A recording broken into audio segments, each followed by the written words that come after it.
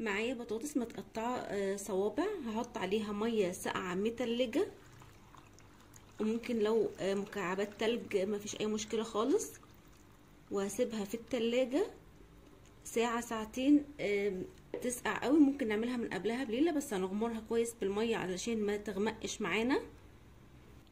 دلوقتي بعد ساعتين من البطاطس لما حطيتها في التلاجة هصفيها بقى من المية الساقعة دي كويس جدا. كده صفيت البطاطس بتاعتي من المية كويس جدا. هنروح بقى على الزيت. كده بقى زيت سخن غزير، هنزل بالبطاطس بتاعتي بالراحة بالشكل ده كده على نار عالية جدا.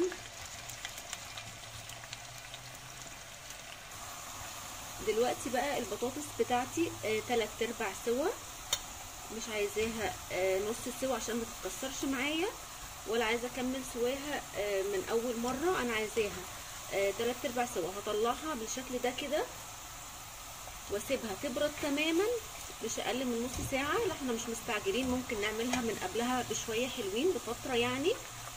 وهسيبها تبرد والزيت كمان يبرد. دلوقتي بعد البطاطس ما بردت والزيت كمان برد، رجعت سخنت الزيت مره تانية، وهنزل بقى بالبطاطس بالشكل ده كده، وهسيبها بقى تاخد راحتها خالص خالص وتتحمر براحتها جدا. انا بقى عايزه اسمعكم صوت القرمشه، شايفين سامعين؟ اللون تحفه، القرمشه جميله. خطوه مهمه جدا اللي احنا عملناها. طبعا اللون ده حلو جدا، لو حابين تحمروه اكتر من كده مفيش مشكله، بس انا بحب احس بطعم البطاطس، مش عايزاها مقرمشه قوي. سامعين بقى صوت القرمشه؟ زي ما قلنا ان البطاطس تبقى بارده زياده عن اللزوم، ده عامل مهم جدا في نجاح الوصفه، ما تستعجلوش عليها. يا اما زي ما قلنا نحضرها مسبقا قبلها بفتره، لو احنا محتاجينها على الفطار نعملها من بالليل، محتاجينها على العشاء نعملها من بدري. دلوقتي بقى البطاطس بتاعتنا سامعين القرمشه حلوه جدا زي الجاهزه بالظبط اللي بنشتريها من السوبر ماركت.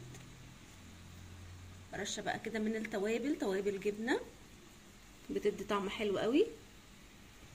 وبكده بقى بقت جاهزه معانا احلى واطعم بطاطس مقرمشه من بره وطريه جدا جدا من جوه. يا رب وصفه النهارده تكون عجبتكم، واللي جرب الوصفه وتعجبه يا ريت يسيب لي رايه في كومنت. سلام.